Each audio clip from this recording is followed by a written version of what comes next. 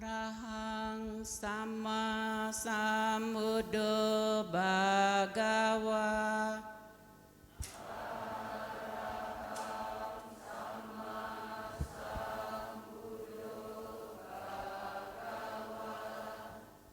Buddhang Bhagawantang Abhiwademi.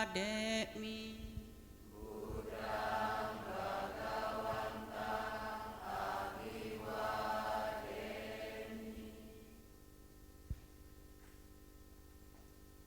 Swakato Bhagawata Dhammo.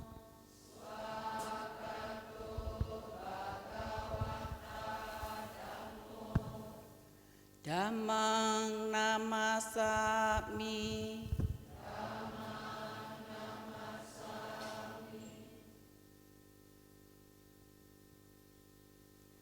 Supatipanno bhagavato sawaka sangho.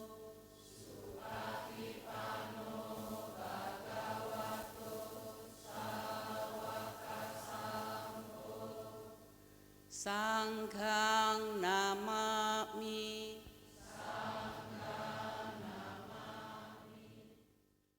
Terpujilah Sang Bhagawa yang Maha Suci, yang telah mencapai penerangan sempurna. Selamat siang, Namo Buddhaya. Pemimpin puja yang saya hormati, Bapak, Ibu, Saudara Sedama yang berbahagia, anak-anak sekolah minggu yang saya banggakan. Pada hari ini kita kembali seperti tahun-tahun sebelumnya. Setiap tahun dan seterusnya kita akan tetap melakukan peringatan, memperingati 3 peristiwa yang terjadi pada Guru Agung kita, yaitu tentang kelahiran, perjuangan beliau untuk mencari obat bagi pembebasan semua makhluk dari usia tua, sakit, dan kematian. Dan kemudian beliau mencapai penerangan sempurna, menjadi seorang Buddha. Selama 45 tahun beliau membabarkan Dhamma, guru para dewa, guru para manusia yang tiada taranya. Kemudian beliau mencapai parinibbana, mangkatnya beliau, dengan pesan yang sangat mendalam bagi kita semua. Di dalam Parinibbana Sutta, beliau berpesan kepada murid-murid beliau dan kepada semua makhluk, sepeninggalku nanti, Dhammalah yang akan menjadi gurumu, Dhammalah yang akan menuntun kamu menuju kepada pembebasan. Kita memanjatkan puja dan puji syukur kita kehadapan Sang Tiratana bahwa kita lahir sebagai manusia dengan sempurna, kemudian kita mengenal ajaran nan agung ini, yaitu Dhamma, dan kemudian kita berjuang untuk mempraktekkan Dhamma. Lalu apakah renungan yang kita dapat di setiap kita memperingati Trisuci Waisak ini? Sesungguhnya renungan yang kita dapat adalah tentang kehidupan kita, tentang kelahiran kita, tujuan hidup kita, kemudian perjuangan kita, dan pada akhirnya semua makhluk yang terlahirkan akan mengalami kematian. Perenungan ini bagi kita semua merupakan sebuah perjuangan untuk terbebas dari lingkaran samsara, yaitu kelahiran, kematian, kelahiran, dan kematian yang begitu banyak di setiap alam kita pernah terlahirkan. Pada Waisak tahun ini, Sangga Theravada Indonesia memberikan tema memperkokoh moral, membangun kedamaian bangsa. Kedamaian bangsa tidak akan pernah terjadi kalau kita tidak mulai dari diri kita sendiri. Sangat sederhana Bapak Ibu, Saudara Sedama. Dari seluruh ajaran Guru Agung kita, kemudian dijadikan satu syair, yaitu Sababa Pasa Akaranang, jangan berbuat jahat. Kusalasa upasampada, tambahlah kebajikan. Sacita parioda panang, sucikan hati dan pikiran. Etang manggalang budanang, itulah semua ajaran para Buddha, entah Buddha yang lampau, Buddha yang era sekarang, yaitu Guru Agung kita Siddhartha Gautama, maupun Buddha yang akan datang. Gampang Bapak Ibu dibicarakan, jangan berbuat jahat. Kita tidak hanya disarankan untuk tidak berbuat jahat, namun kita diberikan cara untuk tidak berbuat jahat. Yaitu kita diberikan sebagai umat awam, peganglah sila menjadi pedoman di dalam kehidupanmu sehari-hari, maka kejahatan tidak akan pernah terjadi, baik melalui pikiran, ucapan maupun perbuatan. Sila itu kalau direalisasikan di dalam kehidupan, maka itu merupakan benteng, merupakan pelindung yang sesungguhnya bagi kita semua. Kita bayangkan, kita bertekad akan melatih diri untuk tidak melakukan pembunuhan, penyiksaan terhadap makhluk hidup lainnya. Dengan terus-menerus kita kembangkan di dalam diri kita, tidak membunuh, tidak menyiksa, maka yang berkembang di dalam batin kita adalah perasaan cinta kasih dan kasih sayang terhadap sesama makhluk. Yang kedua, bertekad akan melatih diri untuk tidak mengambil barang yang tidak diberikan atau mencuri. Kalau kita terus berpegangan pada sila ini, ada rasa takut di dalam diri kita mengambil barang yang bukan hak milik kita. Karena dengan cara seperti itu, kita kembangkan moralitas kita, kita kokohkan moral kita dengan sila yang kedua ini, akan muncul sifat memberi di dalam diri kita. Memberi ini bukanlah berarti kemudian kita kehilangan. Memberi ini adalah kita sedang membuat bekal untuk kehidupan kita. Sehingga ada satu pertanyaan tentang memberi ini. Bisakah Romo, harta yang saya miliki ini saya bawa dikala kematian nanti? Kalau kita tidak mengerti Dhamma, kita akan menjawab, oh tidak mungkin.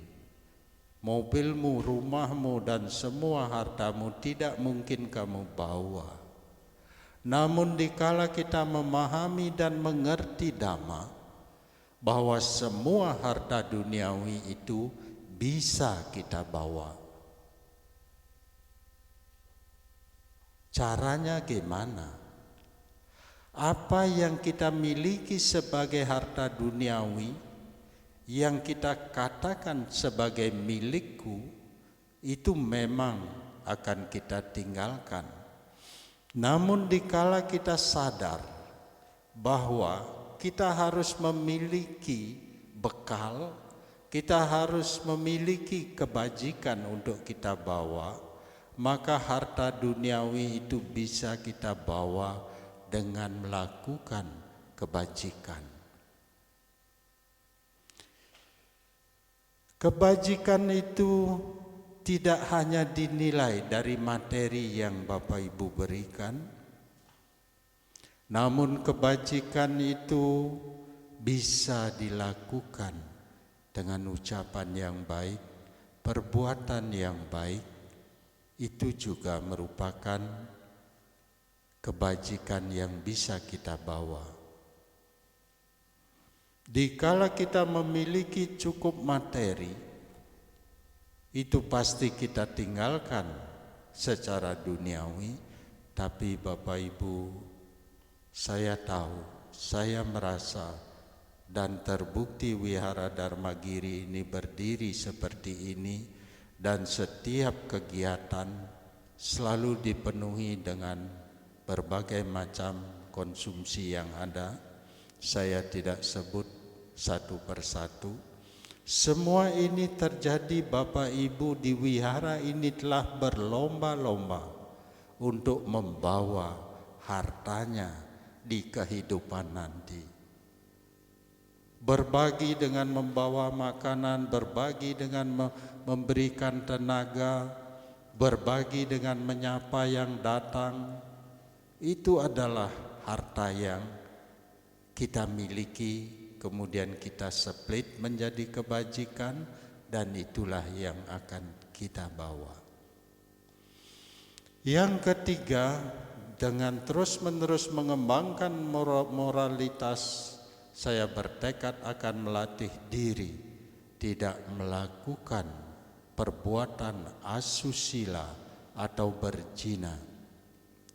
Yang muncul kemudian di dalam diri kita adalah rasa bersyukur terhadap kehidupan ini, memiliki istri, memiliki keluarga.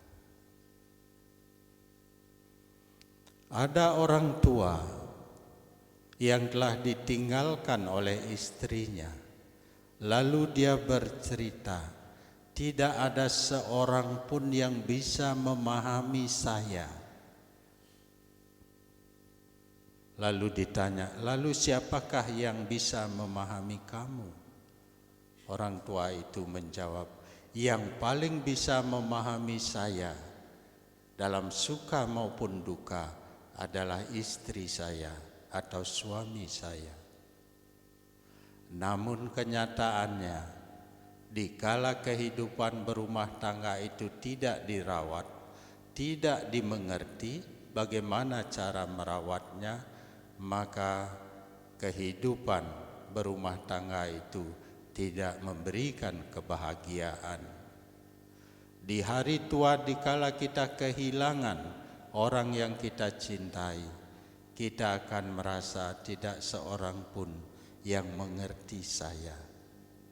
Maka di masa kita hidup mempunyai pasangan, mari kita saling hargai, mari kita saling hormati. Itu akan memperkokoh moralitas kita di dalam mengembangkan sila ini.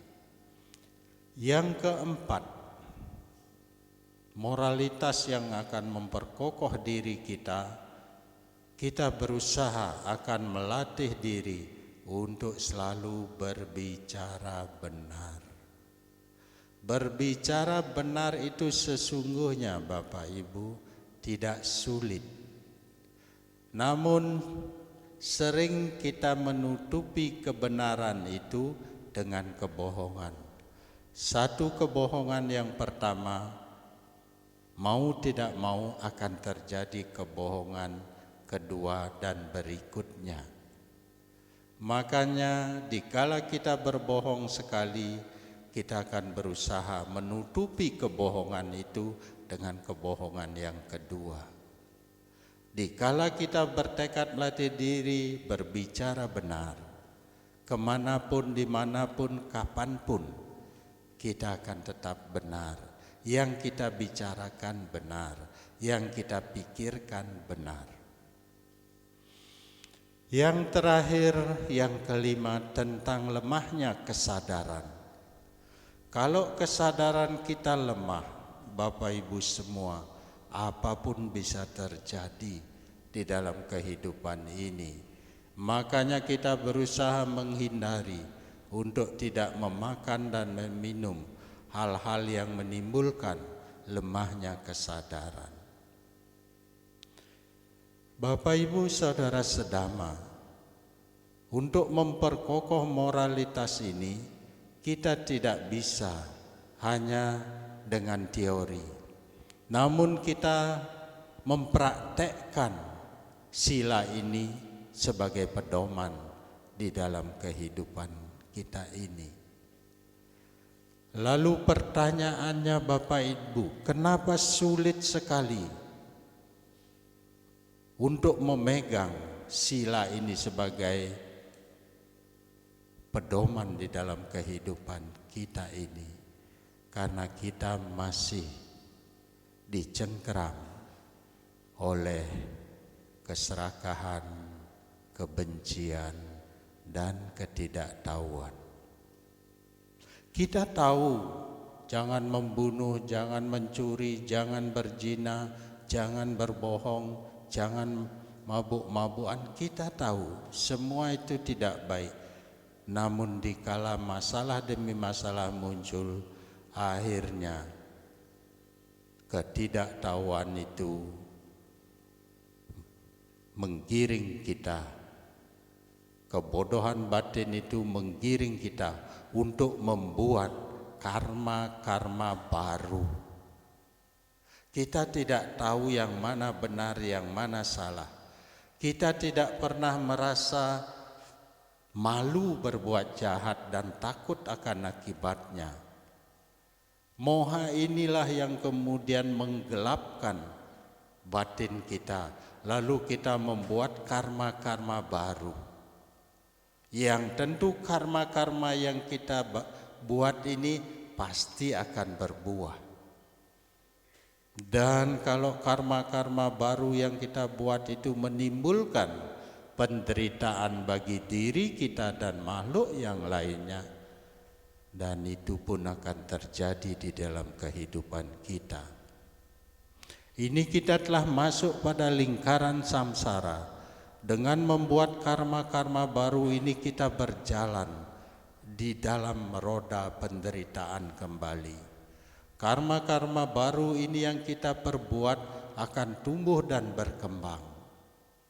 Kalau kita tidak dicengkeram oleh moha, kita akan memegang moralitas ini sebagai pedoman di dalam kehidupan kita sehari-hari. Dan kita akan mengerti mana yang baik, mana yang salah, mana yang patut, mana yang tidak, punya rasa malu, punya rasa takut akan berbuat jahat. Akhirnya seperti Bapak Ibu sekarang dari jauh-jauh datang, dari Denpasar meluangkan waktu yang sibuk untuk mencari harta duniawi, datang untuk melakukan penghormatan. Itu menunjukkan kita semua mengerti apa yang mesti saya lakukan. Kita mengerti bahwa saya harus membuat karma-karma baru yang baik, yang memungkinkan saya bisa menikmati kebahagiaan di dalam kehidupan ini maupun di kehidupan berikutnya. Kalau kita masuk di dalam lingkaran samsara ini, membuat karma-karma baru, dan karma-karma baru ini akan melekat pada diri kita. Kemelekatan inilah yang menimbulkan akhirnya penderitaan yang sesungguhnya. Bayangkan Bapak Ibu, Dikala kita merasa berbuat jahat itu menyenangkan, kita akan terus berbuat jahat, dan jahat. Ini kemelekatan. Namun dikala kita berbuat baik menimbulkan kebahagiaan, ketenangan dan ketentraman, ini akan membuat kita juga melekat. Namun kemelekatan inilah yang kemudian akan terus membimbing kita menuju ke jalan kebahagiaan, yaitu kehidupan yang lebih terang. Kalau Bapak Ibu sekarang berpikir bahwa dengan sebagai penganut agama Buddha, hanya tujuannya untuk sesuatu di luar diri kita, bukan memperbaiki diri kita, tapi hanya tujuannya sesuatu, kita datang melakukan penghormatan, lalu memohon, "Oh Sang Buddha, berilah saya jalan, bimbinglah anak saya, sukseskan usaha saya." Agama Buddha tidak mengajarkan seperti itu. Agama Buddha mengajarkan apa yang engkau tanam tanpa memohon-mohon. Kalau kamu rawat, dia tumbuh berkembang. Kalau jagung yang kamu tanam, dia akan berbuah jagung. Tidak ada cara kamu berbuah apel, tidak mungkin. Dikala kita datang, kita melakukan penghormatan. Terpujilah Sang Bhagawa yang Maha Suci, yang telah mencapai penerangan sempurna. Untuk pertama kalinya saya bersujud kepada Buddha, Dhamma dan Sangha.